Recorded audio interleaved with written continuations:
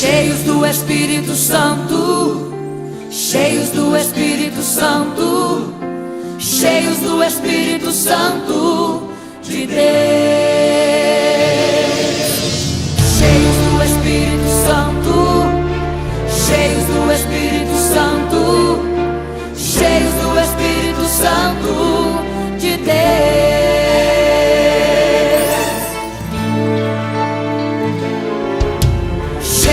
Espírito Santo, Paulo e Silas cantaram naquela prisão. Cheios do Espírito Santo, a Deus adoraram com muita unção. Cheios do Espírito Santo, os jovens entraram na fornalha ardente. Cheios do Espírito Santo, viram que Deus ali estava presente. Cheio do Espírito Santo, Daniel desceu a cova dos leões. Cheio do Espírito Santo, teve a resposta da sua oração. Cheio do Espírito Santo, Davi pelejou e o gigante caiu. Cheio do Espírito Santo, Moisés ordenou e o mar se abriu. Cheios do Espírito Santo, cheios do Espírito Santo, cheios do Espírito Santo de Deus, cheios do Espírito Santo, cheios do Espírito Santo, cheios do Espírito Santo de Deus,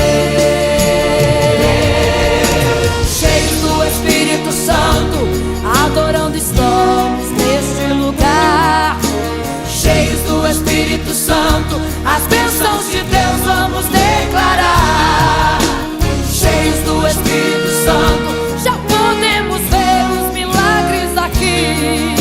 Cheios do Espírito Santo, podemos sentir que o céu vai se abrir. Cheios do Espírito Santo, vamos pedir nossa bênção com fé. Cheios do Espírito Santo, vamos crer que Deus está em pé. Cheios do Espírito Santo, vamos decretar hoje a nossa vitória. Cheios do Espírito Santo, vamos sentir seu poder, sua glória. Tem correntes caindo, algemas soltando, tem prisão se abrindo, o inferno abalando.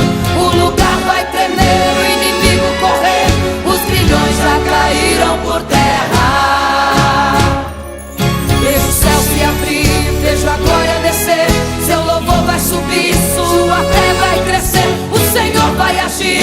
Sinta agora o poder, sinta agora a unção que o Espírito vai te envolver. Cheios do Espírito Santo, cheios do Espírito